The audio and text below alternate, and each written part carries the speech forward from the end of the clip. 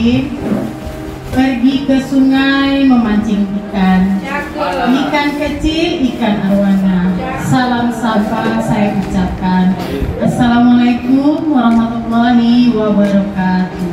Waalaikumsalam warahmatullahi wabarakatuh. Selamat siang Bapak dan Ibu guru hebat.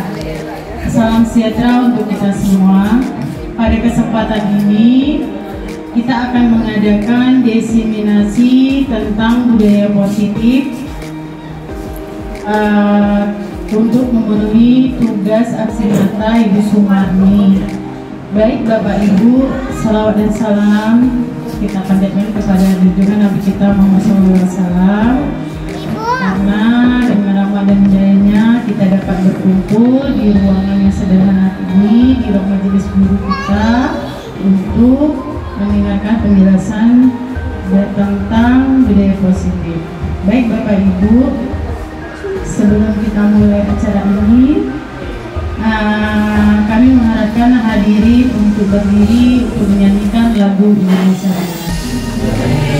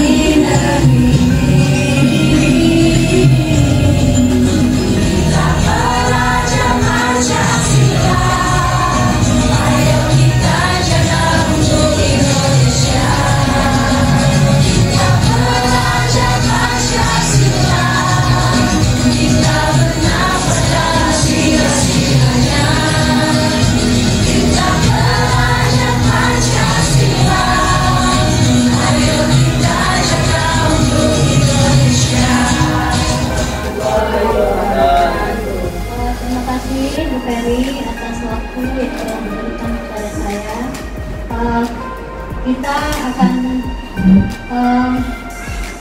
melanjutkan yaitu tentang aksi nyata modul 1.4 diseminasi. Ya, sebelum kita memulai materi ini, izinkan saya menyampaikan pantun terlebih dahulu. Merah warna buah tomat membuat sayur terasa nikmat.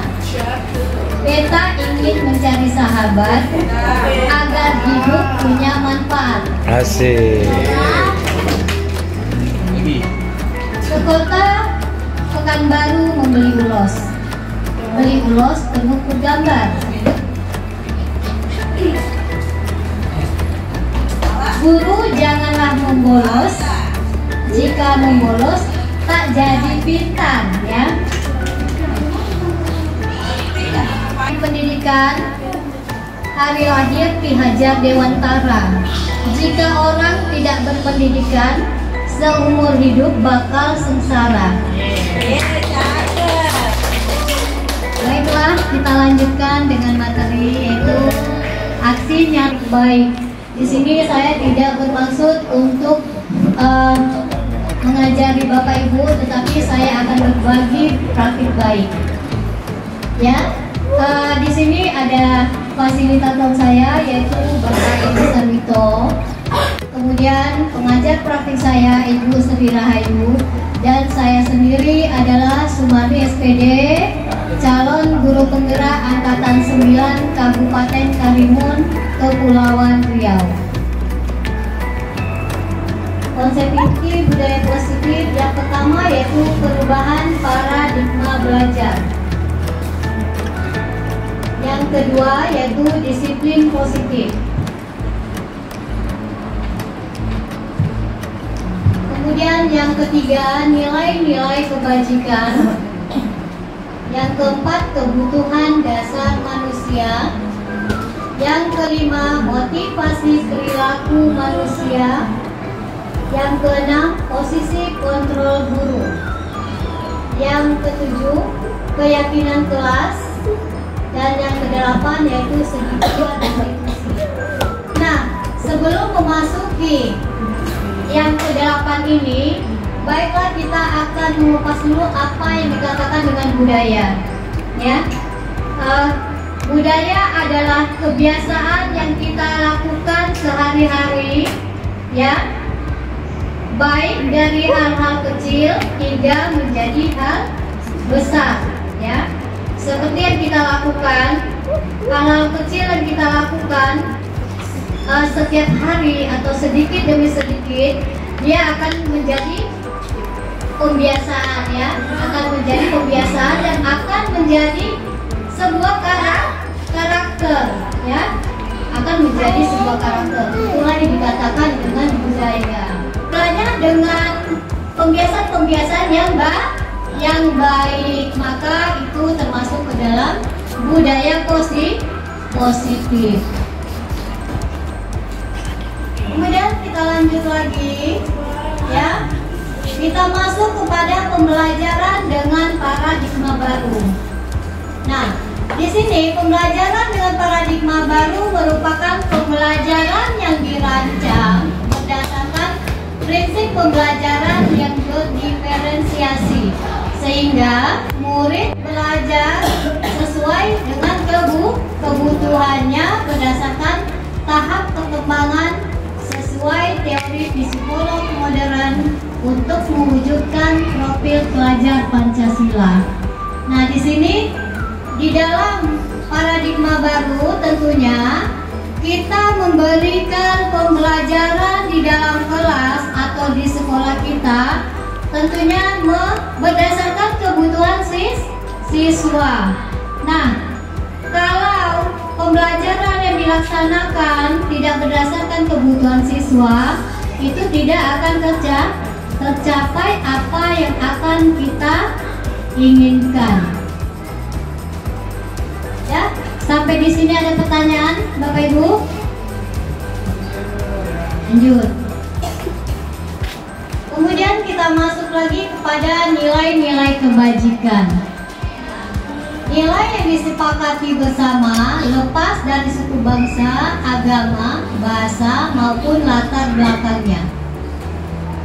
Contohnya yang pertama yaitu profil pelajar Pancasila, yaitu beriman dan bertakwa kepada Tuhan Yang Maha Esa dan berakhlak mulia, berkebinekaan global, gotong royong, mandiri, kreatif, dan bernalar kritis. Oke, sekarang kita lanjut lagi. Contoh nilai kebajikan institusi atau organisasi yang kedua yaitu IBO Primary Years Program atau PYP, toleransi, rasa hormat, integritas, mandiri, menghargai, antusias, empati, keingintahuan, kreativitas, kerjasama, dan percaya diri. Nah, itu adalah yang kedua. Kemudian kita masuk lagi kepada contoh yang ketiga. yaitu keterampilan hidup atau life skill. Dapat dipercaya, lurus hati, pendengar yang aktif, tidak merendahkan orang lain, dan memberikan yang terbaik dari diri. Kemudian dari nilai-nilai kebajikan ini, saya rasa kita sudah menjalaninya di dalam kehidupan sehari-hari ya. Bergotong royong, mandiri, kreatif, ya. Kemudian percaya diri, dan tidak lupa yang terutama yaitu kepercayaan kita terhadap Tuhan yang Maha Esa. Itu adalah contoh nilai kebajikan. Kemudian kita lanjut lagi, yaitu disiplin positif. Nah, di dalam disiplin positif berasal dari kata disiplina yang artinya belajar. Disiplin mengacu pada disiplin diri yang memiliki tanggung jawab terhadap apa yang dilakukan berdasarkan nilai-nilai yang diyakini. Kemudian lanjut, yaitu disiplin positif merupakan salah satu penerapan disiplin yang bertujuan untuk menumbuhkan kesadaran serta memberdayakan murid tanpa imbalan penghargaan atau reward, ancaman atau hukuman.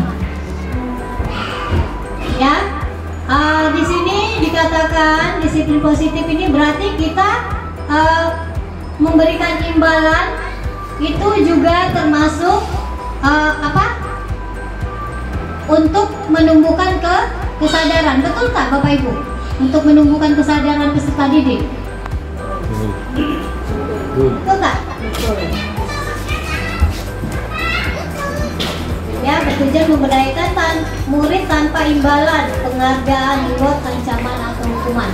Ya, selanjutnya yaitu sebagai pendidik, tujuan kita adalah menciptakan murid yang memiliki disiplin diri sehingga mereka berperilaku mengacu kepada nilai-nilai kebajikan yang universal dan memiliki motivasi intrinsik dalam perubahan perilaku ke arah yang lebih baik. Nah, harapan kita, murid kita di dalam jiwanya tumbuh rasa tumbuhnya nilai-nilai kebajikan, misalnya memiliki toleransi, ya. Harusnya disiplin ini harus dimiliki dari dalam diri sendiri, tidak karena orang lainnya. Lanjut, kita masuk lagi kepada kebutuhan dasar manusia, ya. Arti dari kebutuhan dasar manusia adalah segala sesuatu yang kita lakukan untuk mendapatkan apa yang kita inginkan. Seluruh tindakan yang kita lakukan memiliki tujuan tertentu, dan semua usaha terbaik kita lakukan adalah dalam rangka agar kebutuhan dasar kita terpenuhi. Cara kita melengkapi kebutuhan dasar, ya, dalam kehidupan sehari-hari. Kita lanjut lagi, ya, kepada 5 kebutuhan dasar manusia. Nah, kebutuhan yang pertama apa? Yaitu kebutuhan bertahan hidup. Ya, termasuk ke dalam kebutuhan bertahan hidup ini apa saja? Makan, keamanan dan kesehatan. Ini adalah kebutuhan dasar bertahan hidup. Kemudian yang kedua yaitu kasih sayang dan rasa diterima. Rasa diterima, dipedulikan, berbagi, kerjasama, dan menjadi bagian dari kelompok. Nah, di sini rasa kasih sayang bisa kita dapatkan, ya, di dalam keluarga, sesama teman, dan sesama lingkungan sekolah. Kemudian lanjut yang ketiga yaitu penguasaan. Penguasaan itu yaitu harga diri, keinginan untuk dianggap, ya, memimpin, berprestasi, diakui dan didengar. Nah, di sini kayaknya di dalam penguasaan ini termasuk ke dalam kolaborasi antara kita sesama warga sekolah, ya. Baru mampu mengendalikan arah dirinya. Nah, di sini kebebasan, kita memiliki keinginan atau kebebasan di dalam berbuat, tentunya ke dalam hal-hal yang positif, ya, tidak ke dalam hal yang negatif, ya, mampu mengendalikan arah dirinya. Nah, jadi di sini juga kita harus mampu mengendalikan diri kita, tidak memaksakan kehendak kita terhadap orang lain. Sendiri, baik kita senang terhadap orang lain maupun senang di dalam lingkungan, ya, senang terhadap murid, ya. Ya, sampai di sini ada pertanyaan Bapak Ibu? Ada pertanyaan? Insya Allah paham, alhamdulillah. Ya, kemudian kita masuk lagi motivasi perilaku manusia. Ya, motivasi yang pertama yaitu ekstrinsik dan yang kedua yaitu intrinsik. Ekstrinsik yaitu untuk menghindari ketidaknyamanan atau hukuman. Yaitu, ya, di sini adalah motivasi dari luar, ya. Ekstrinsik artinya motivasi dari luar. Sementara intrinsik adalah motivasi dari dalam diri kita sendiri. Nah, di dalam untuk menghindari ketidaknyamanan atau hukuman, ya, itu berlanjut kepada untuk mendapatkan imbalan atau penghargaan pada orang lain, ya. Misalnya kita di sekolah kita pingin datang cepat, ya, dengan tujuan apa? Agar kita mendapatkan penghargaan, ya. Itu adalah merupakan motivasi dari luar, ya. Terkadang kita kita ingin mendisiplinkan diri kita, tetapi ada embel-embel di belakangnya, ya, supaya saya datang cepat ke sekolah agar saya mendapat penghargaan dari kepala sekolah, ya. Jadi itu istilahnya belum 100%. Belum 100% kita menyadari bahwa kalau kita datang cepat akan mendapatkan hal-hal yang baik. Misalnya kita bisa menjadi panutan bagi kawan-kawan atau menjadi panutan bagi siswa, ya. Kita datang cepat memang berdasarkan nawa itu atau niat kita sendiri untuk memotivasi warga sekolah. Tetapi kalau yang motivasi ekstrinsik itu kita berharap agar ada imbalan. Jadi belum terdapat di sana kesadaran diri sepenuhnya, ya. Sementara untuk motivasi intrinsik untuk menjadi orang yang mereka inginkan dan menghargai diri sendiri dengan nilai-nilai mereka percaya. Nah, ini adalah penekanannya motivasi atau keinginan dari dalam diri kita sendiri. Sementara motivasi ekstrinsik itu misalnya, ayo di sekolah kita bagian cepat nanti akan saya beri piagam, ya. Nah, bisa jadi seperti itu ya motivasi ekstrinsik. Nah, lanjut ya. Ada pertanyaan? Nah, di sini ada motivasi perilaku manusia. Yang pertama yaitu murid tidak tahu apa yang terjadi, tidak dilibatkan, kemudian berupa hukuman fisik, ya. Contohnya murid terlambat, kita suruh berdiri hormat bendera. Kemudian murid terlambat, kita suruh push up ya. Ini adalah termasuk ke dalam hukuman fisik. Sementara apa yang dilakukan murid tersebut adalah tidak disengaja ya. Bisa jadi dia terlambat bangun, kemudian bisa jadi di tengah jalan motor orang tuanya bannya bocor, kemudian bisa jadi kehabisan minyak ya. Itu adalah hal-hal yang menyangkut tentang hukuman. Kemudian yang kedua yaitu konsekuensi. Nah, kalau konsekuensi ini adalah terencana atau disepakati sesuai peraturan ya. Murid dibuat tidak nyaman, sikap guru selalu memonitor murid ya. Ini contohnya apa? Murid dibuat tidak nyaman. Misalnya ya, murid terlambat ya, terencana atau disepakati. Kita masuk dulu ke dalam terencana atau disepakati sesuai peraturan. Nah, di sini bisa kita masukkan adalah yang pertama kesepakatan kelas ya. Di sini bisa masuk ke dalam untuk poin yang pertama yaitu kesepakatan kelas. Kemudian murid dibuat tidak nyaman. Murid dibuat tidak nyaman misalnya dengan perkataan ya. Kamu terlambat lagi. Nanti ibu suruh kamu membersihkan WC.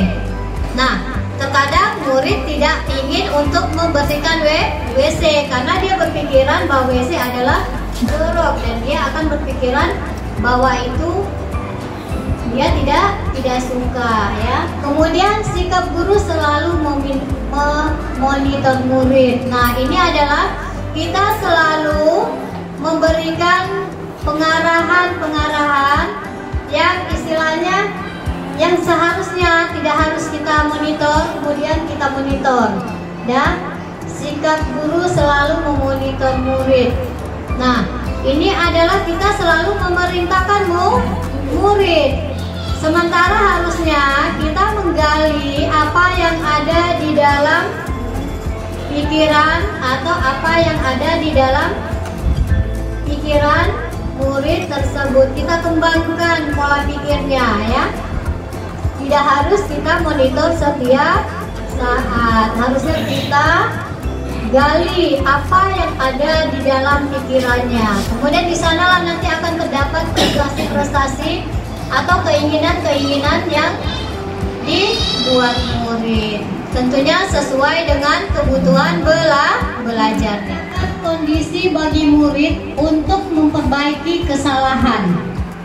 Ya, kemudian proses kolaboratif yang mengajarkan murid untuk mencari solusi sendiri. Nah, di sini di dalam setiap permasalahan itu ada prosesnya ya. Ya, prosesnya yaitu proses menciptakan kondisi bagi murid untuk memperbaiki kesalahannya. Nah, di sini di dalam proses menciptakan kondisi bagi murid, kita harus mengajak murid tersebut, kemudian kita bertanya kepada murid tersebut. Misalnya kita memanggil dia dengan empat mata, kemudian kita bertanya. Anak kita berikan dulu kebebasan. Kemudian apa alasannya? Kenapa dia terlambat? Ya. Nah, di sana nanti setelah kita mengetahui apa yang terjadi, kemudian di sini kita memberikan proses kolaboratif yang mengajarkan murid untuk mencari solusi sendiri. Nah, di sini setelah dia mendapatkan kita kolaboratif, setelah kita mempertanyakan, kemudian kita memberikan arahan atau masukan. Nah, kemudian kita pertanyakan lagi, apakah kamu mengetahui merubah? Iya, Ibu.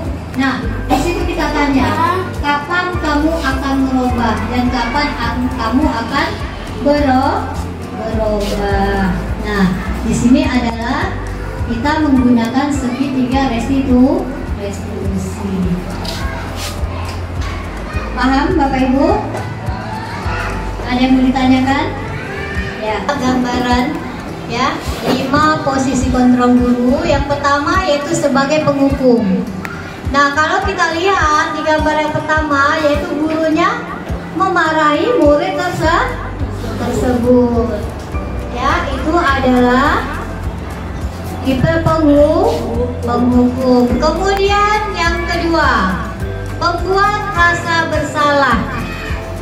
Nah, pembuat rasa bersalah yaitu kita melontarkan dengan kata-kata sehingga di hati anak tersebut tertanam. Bisa jadi dia takut ya terhadap gurunya. Kemudian yang ketiga yaitu 5 posisi kontrol guru. Yang ketiga yaitu sebagai teman. Nah, kita sebagai seorang guru ya bisa juga memperlakukan anak murid kita sebagai teman. Contohnya apa? Sebagai teman, Bapak Ibu, ada yang bisa memberikan contoh? Ada? Nah, sebagai teman adalah kita merangkul mereka, ya ajar. Nah, kita merangkul, ya, kita mengajaknya bermain, kita mengajaknya belajar bersama, yaitu adalah sebagai teman. Kemudian yang keempat yaitu sebagai pemantau. Nah, kita sebagai pemantau, kita melihat perkembangan murid kita tersebut, ya. Apa yang terjadi terhadap murid-murid kita itu adalah sebagai pemantau. Kemudian kita lanjut lagi yaitu sebagai manajer. Nah, guru sebagai manajer yaitu harus merangkul murid ya dengan seksama. Kemudian kita menggali potensi-potensi yang ada di dalam diri murid kita tersebut. Nah, di sini kita tidak selalu memberikan pembelajaran kepada anak didik kita, ya. Dia tidak boleh dipaksakan untuk belajar atau mengikuti keinginan kita di saat belajar. Kita gali kemampuannya, kita gali prestasinya. Kemudian setelah kita ketahui prestasi apa yang dia miliki, kemudian proses pembelajaran seperti apa yang setiap siswa miliki. Nah, kita adalah sebagai manajernya, ya, tidak memaksakan pembelajaran yang ada pada guru. Kita gali. Kemudian selanjutnya yaitu kisah ada kasus, ya, contoh penerapan 5 posisi kontrol guru, yaitu kasus yang ini adalah siswa yang datang terlambat ke sekolah. Nah, di sini apa yang seharusnya kita lakukan? Ya, apa yang seharusnya kita lakukan? Kasusnya adalah siswa yang datang terlambat ke sekolah. Apakah kita sebagai penghukum? Atau kita sebagai pembuat rasa bersalah? Atau kita buat sebagai teman? Ya. Nah, kita lihat di sini di dalam penerapan 5 posisi kontrol guru yang pertama yaitu sebagai penghukum. Kalau dia sebagai penghukum, ya, dia akan memberikan hukuman kepada muridnya. Contoh, hormat pada bendera selama 1 jam. Ya, itu adalah contoh posisi kontrol guru yang sebagai penghukum. Kemudian yang sebagai pembuat rasa. Nah, ucapkan atau apa yang kita inginkan supaya dia berubah lebih baik. Nah, ya, itu dia akan merasa bahwa dirinya bersalah. Kemudian sebagai teman. Sebagai teman di sini, ayo dong ikutin aturan sekolah. tolong ibu ya, sekali ini ya, sudah tidak apa-apa, lain kali jangan sampai berbuat lagi ya. Nah, setelah kita mengutarakan keinginan kita, setelah kita minta tolong, kemudian kita memberikan penguatan, lain kali jangan sampai berbuat lagi ya. Ya, itu adalah posisi 5, posisi itu sebagai teman. Kemudian lanjut, yaitu ya, yang keempat, kamu sudah melanggar peraturan sekolah. Kamu tahu konsekuensinya ya.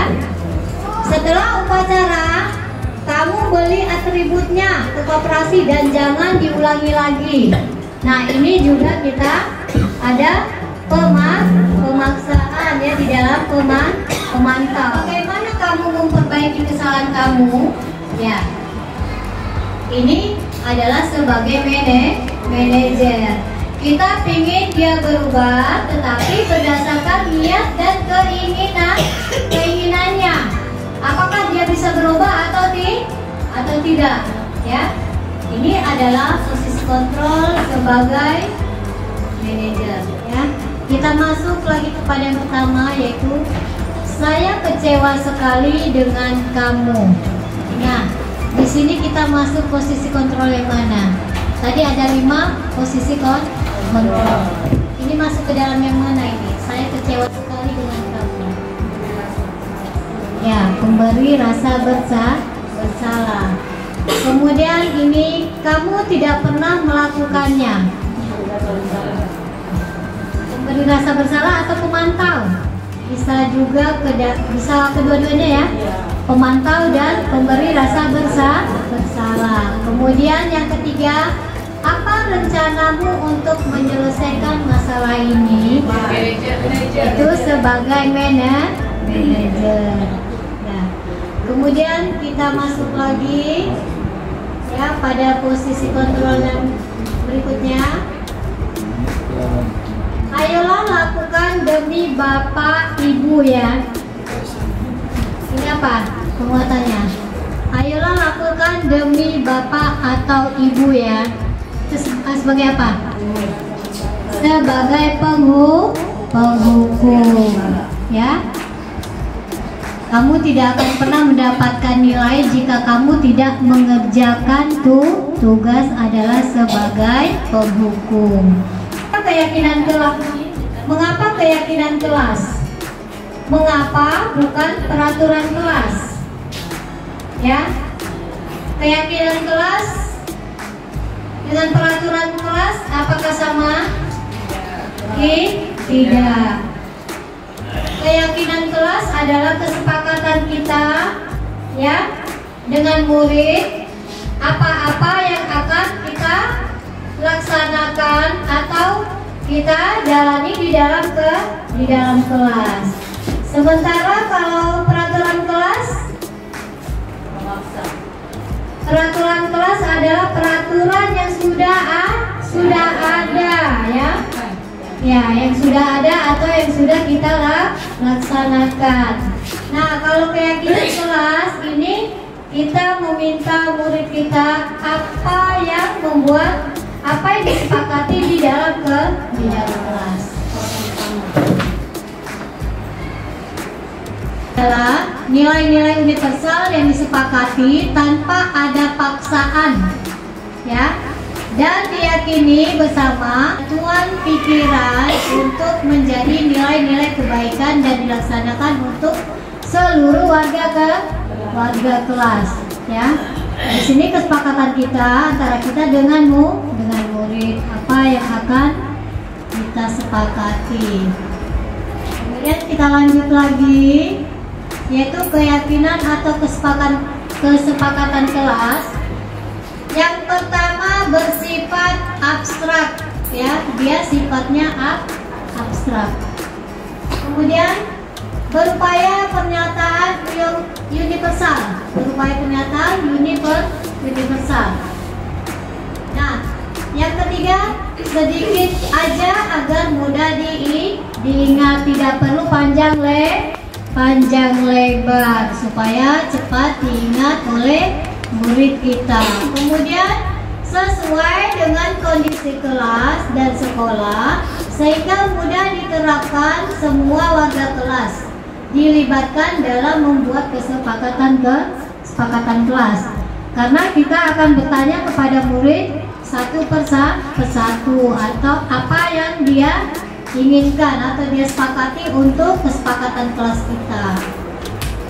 Kemudian di sini langkah-langkah pembuatan kesepakatan kelas. Yang pertama yaitu mensosialisasikan konsep kesepakatan kelas kepada murid agar murid tahu atau paham. Yang kedua yaitu menjelaskan mekanisme membuat kesepakatan kelas. Ya, kita jelaskan bagaimana mekanismenya. Yang ketiga yaitu memfasilitasi murid dan berpendapat tentang kelas yang mereka impikan. Nah, mereka kemudian yang keempat, kesepakatan kelas yang diinginkan ditulis pada kertas yang telah dibagikan dengan menempelkan secara bergantian di papan tulis. Ya, seperti kita menggunakan kertas yang warna-warni ya. Kemudian kita tempelkan di depan papan tulis supaya dapat dibaca kembali atau ditelaah kembali kesepakatan apa yang akan kita rumuskan atau kita simpulkan. Kemudian yang kelima, guru dan murid bersama meninjau pendapat yang telah ditulis dan mengelompokkan dalam nilai-nilai kebajikan yang akan menjadi kesepakatan kelas. Ya, kita mengelompokkannya kembali nilai-nilai apa yang harus kita buat atau kita sepakati di dalam kesepakatan kelas.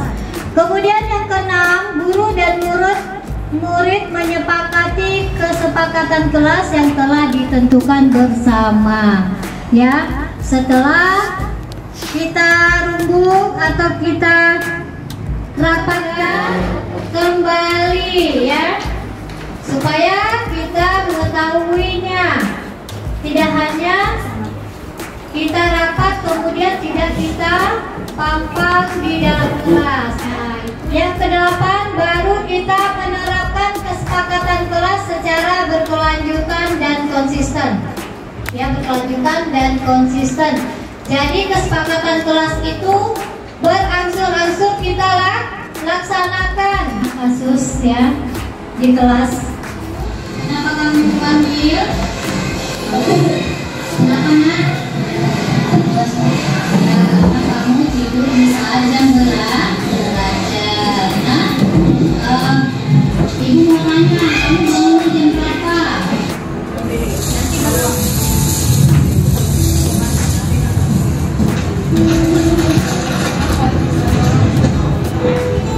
ini adalah contoh kasusnya yang terjadi di kelas saya. Nah, di sini pada kasus ini saya melakukan validasi tindakan yang salah.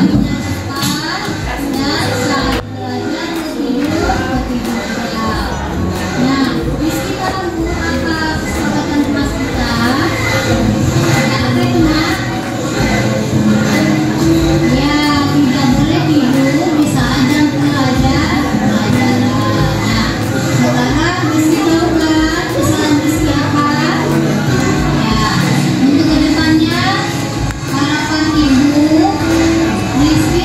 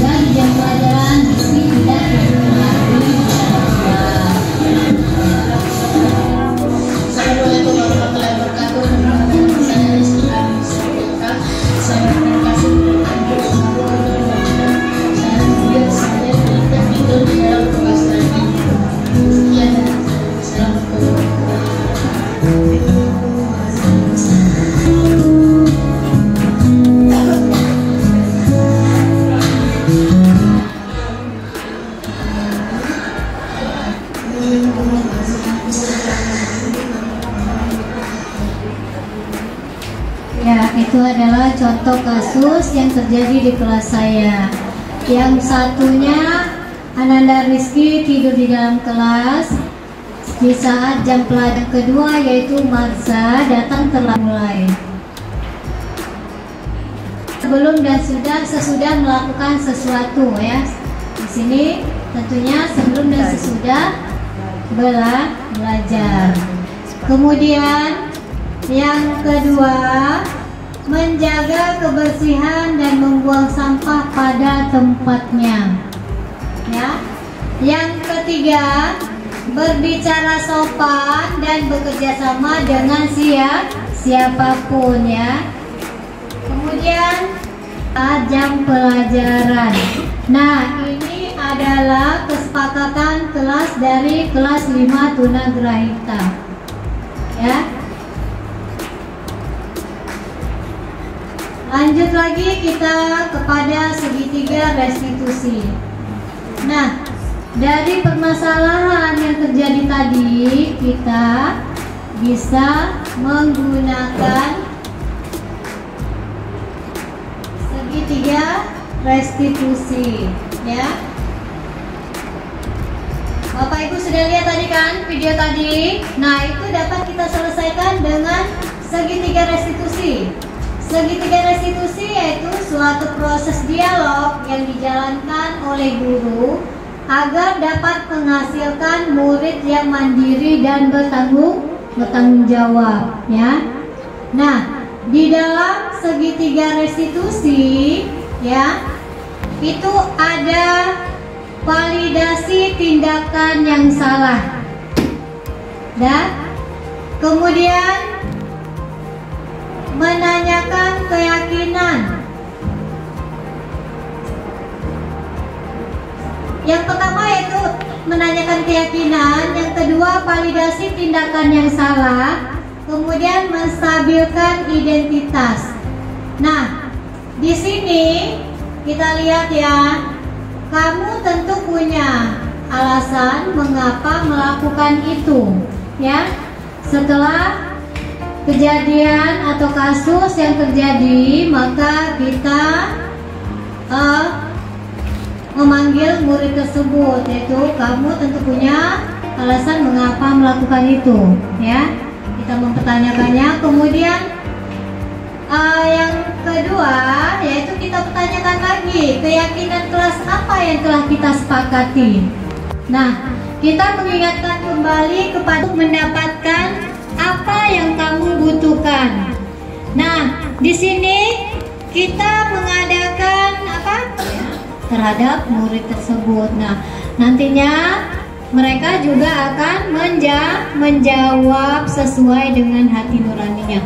Kemudian yang keempat, kamu ingin menjadi orang yang seperti apa? Di sini adalah penekanannya adalah kepada penyadaran diri, ya, penyadaran diri terhadap siswa tersebut, dan kita bertanya kapan dia mau merubahnya, ya. Secara otomatis setelah dia meyakini kapan dia akan merubahnya, dia akan menjawab secara jujur. Inilah cara kita mengatur. Kita lanjut ya.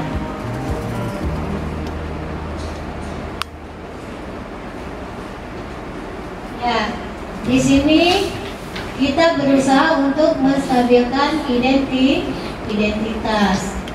Yang pertama yaitu berdasarkan prinsip membuat kesalahan adalah bagian dari proses pembelajaran. Ya, kesalahan itu adalah proses pembelajaran. Jadi kesalahan itu juga menjadi guru bagi kita, ya. Kemudian di sini kita lanjut yaitu berbuat salah itu wajar. Tidak ada manusia yang tidak sempurna. Kemudian ibu juga pernah melakukan itu. Nah, di sini kita menegaskan kepada anak tersebut bahwa kita juga pernah melakukan kesalahan. Kita tidak selalu berbuat benar.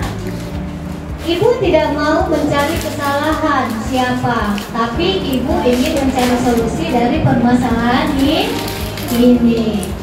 Kemudian Selanjutnya, pendapat selanjutnya, kamu berhak merasa begitu, ya. Kamu berhak merasa begitu. Nah, di sini ada validasi tindakan yang salah. Di dalam validasi tindakan yang salah, berdasarkan prinsip setiap perilakunya berupaya untuk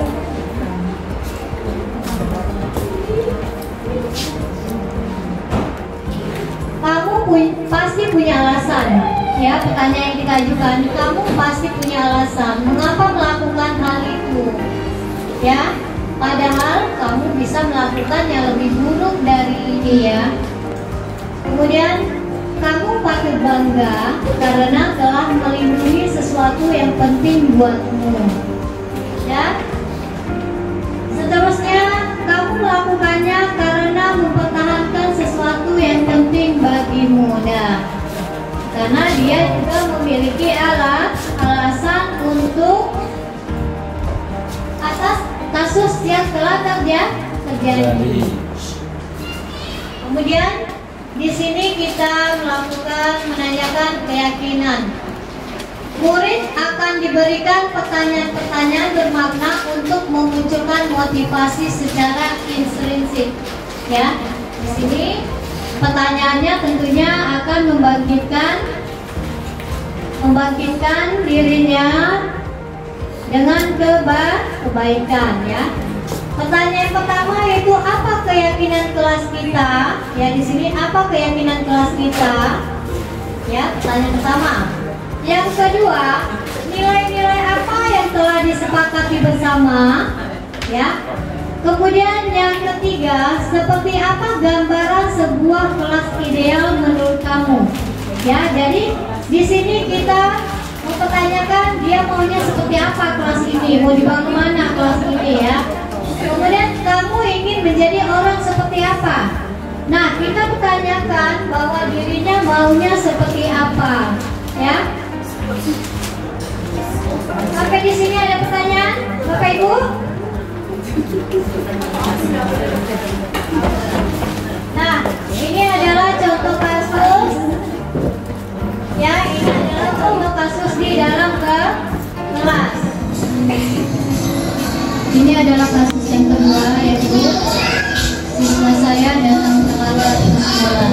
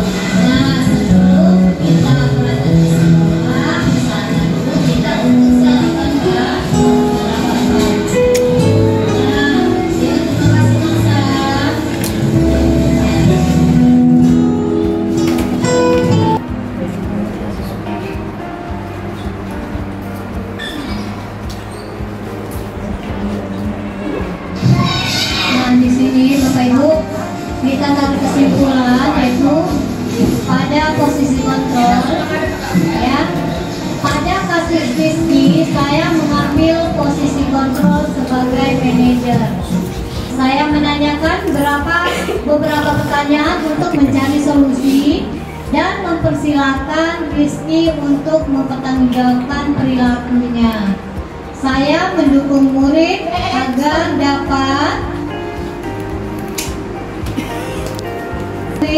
dapat menemukan solusi atas permasalahan yang dihadapinya dengan menggunakan langkah-langkah segitiga restitusi. Ya, di sini ada nilai kebajikan. Nilai kebajikan yang harus diterapkan untuk bangsa adalah tanggung jawab, peduli, dan saling menghargai. Kebutuhan yang diperlukan oleh manusia adalah kasih sayang dan kebebasan serta perhatian. Ya, proses penerapan program disiplin positif hendaknya guru memiliki standar kepribadian profesional dan sosial yang baik, di mana guru mampu merefleksikan dirinya dalam posisi kontrol saat ini. Bagaimana perjalanan dirinya sebagai among atau manajer, ya. Kita sebagai guru yaitu bertindak sebagai manajer yang menuntun murid-muridnya menjadi insan yang mandiri, merdeka, dan bertanggung jawab, yaitu terdapat dalam Standar Nasional Pendidikan.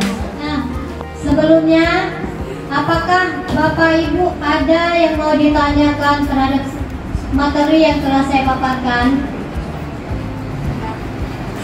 Guru-guru hebat, mohon perhatiannya.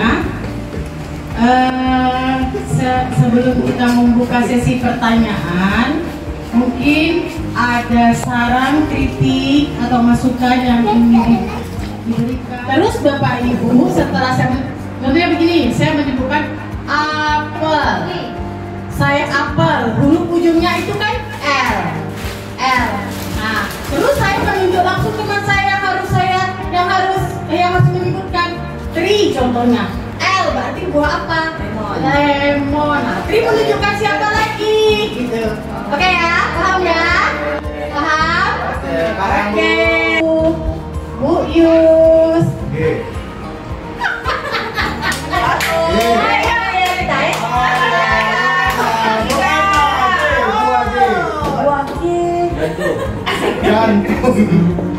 Berarti nggak ada G ya? Yus ulang. Silakan Yus. Silakan Ibu Yus ulang. Buahnya jangan G ujungnya. Apel. Putri. Lain. Buah lain. Iya. Y berarti belakangnya. Suri. Buah I. Iya kan? Ujungnya Y. Sampai buah. Tunjuk ke buah nih. Apel lagi. lagi. Buah nangka. Ada yang belum? Oke, tepuk tangan untuk kita semua. Mulai Bapak Ibu untuk melatih konsentrasi kita, bisa kita terapkan. Perkenalkan, nama saya Tri Lestari, Ibu Sumarni. Saya ingin bertanya dari yang Ibu sampaikan tadi mengenai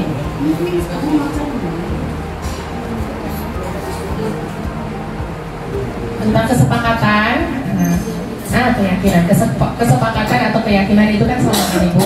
Dan ini pertanyaan saya, apakah ini bisa digunakan untuk semua anak ketunaan? Seperti anak autis kan, kebanyakan kan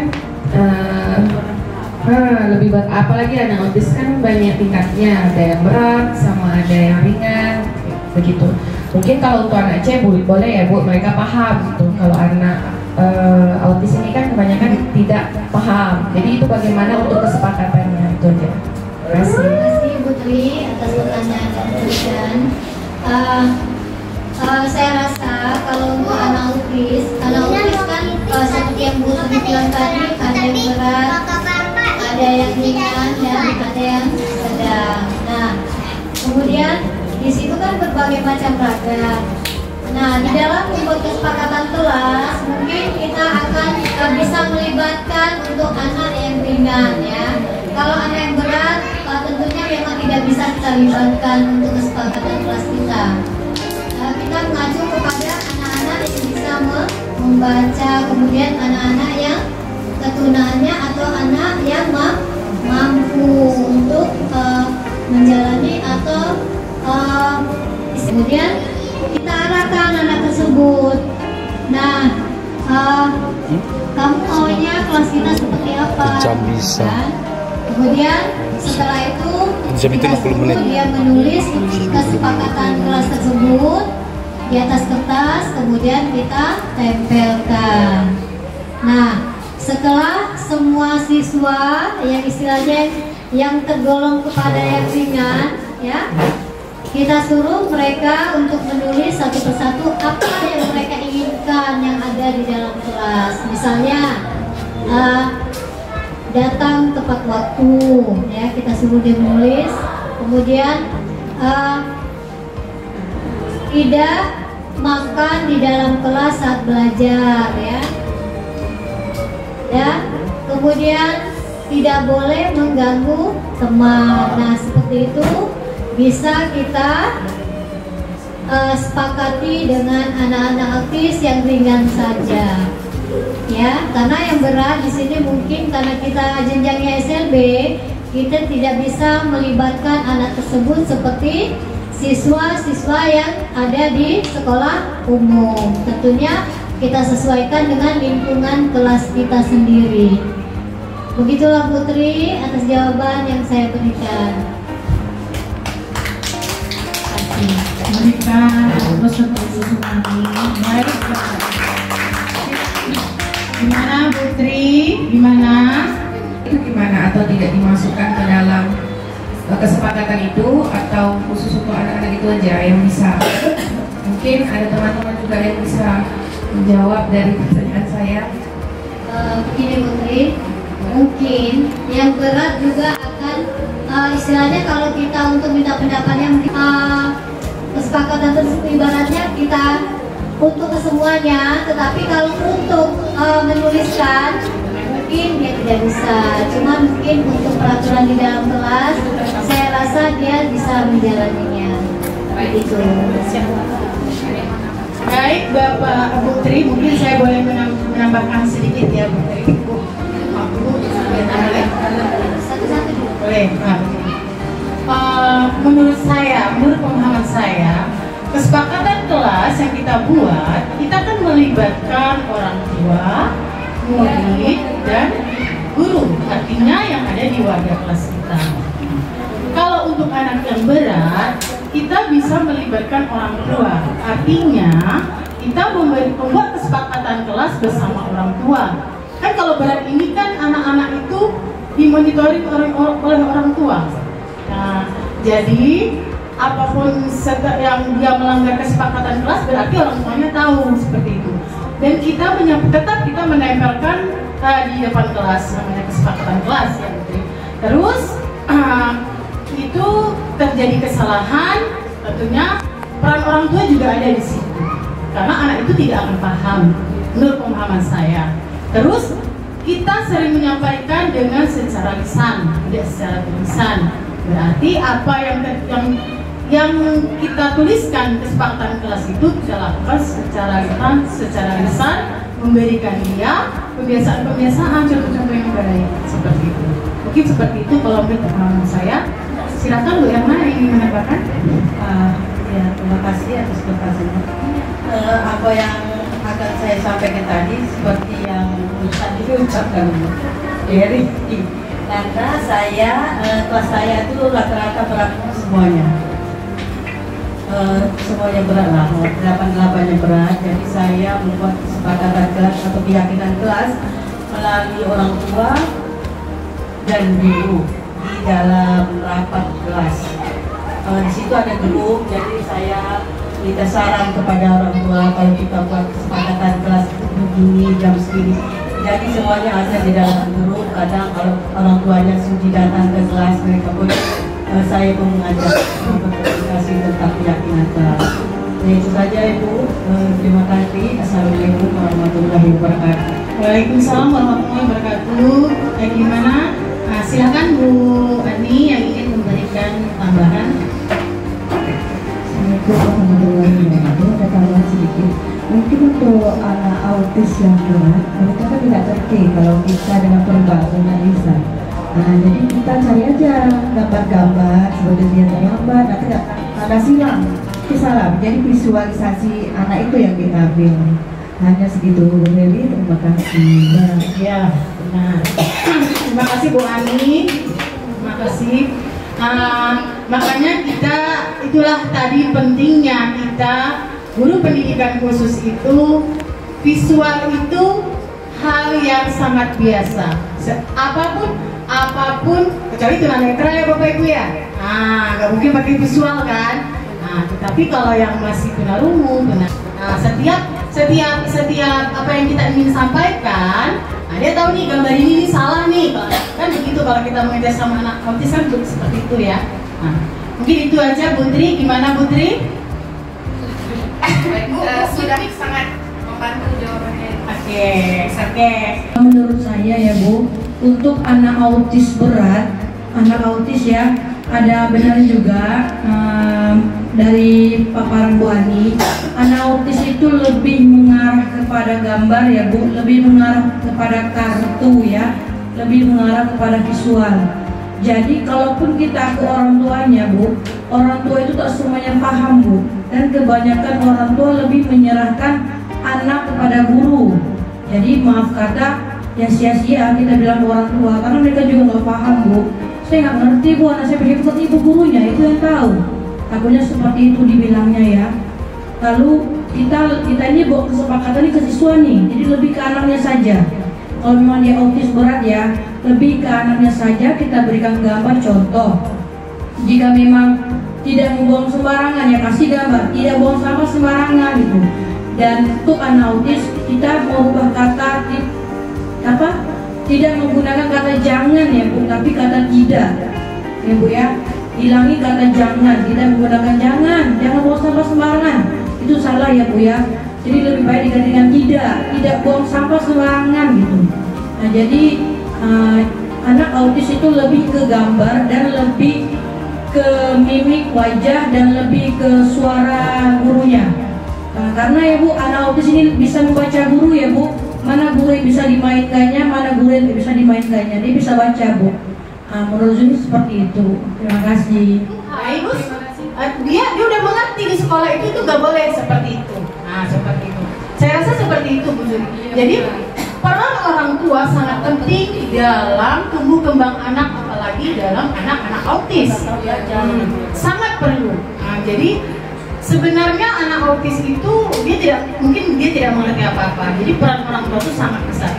Walaupun ini bunyinya kesepakatan kelas. Tapi orang tua, jadi sesuatu yang terbiasa itu akan menjadi mudah. Kita tidak bisa karena apa? Tidak terbiasa. Ya nggak Bapak Ibu? Ya kan? Karena kita tidak membiasakan anak ini. Contoh aja nih, kita menempel 5S, tapi kita tidak melakukan 5S, salam sapa, kita tidak membiasakan. Tetapi kalau dari rumah anak itu sudah karakternya dibentuk oleh orang tuanya, itu dengan Baik, terima kasih Bu Ferry. Benar, kita memang harus membuat kesepakatan sama orang tua juga, itu memang benar. Tetapi ya Bu, kalau untuk anak autis berat, gimana ya? Kan apa-apa memang semua itu terpola, juga pembiasaan juga harus terbiasa di rumah juga, di sekolah juga memang benar. Tetapi tak semua orang tua mengerti Bu gitu. Ya kita di sekolah tidak buang sampah sembarangan, kita terapkan di rumah. Minta tolong untuk di rumah anak dibiasakan untuk tidak buang sampah sembarangan misalnya. Iya, kita melakukan seperti itu, iya kata orang tuanya. Atas ya Bu Meli. Ya, terima kasih Bu Juli. Kita berikan aplaus untuk kita semua. Sebuah perdebatan yang sangat luar biasa ya Bapak Ibu, seperti kita guru yang luar biasa. Ya Bapak Ibu benar. Semua itu mungkin ada beberapa yang ingin disampaikan oleh Bu Sumarni. Kepada Bu Sumarni kami persilakan. Terima kasih Bapak dan Ibu guru semua. Saya harap ini adalah sebuah pembelajaran, yaitu praktik baik dari saya yang sudah mempelajari ya modul-modul yang ada di dalam calon penggerak angkatan 9 Sekali lagi saya katakan ini bukanlah mengajari atau menggurui Bapak dan Ibu guru. Ini adalah praktik baik saya ya di dalam aksi nyata modul 1.4 yaitu tentang diseminasi ya. Ini adalah saya di sini hanya ingin berbagi. Nah, sekian, terima kasih saya ucapkan kepada Bapak Ibu yang telah sudi mengikuti pemaparan yang telah saya berikan selama yang saya dapati selama di dalam pembelajaran cara 9. Terima kasih sekali lagi, terima kasih banyak kepada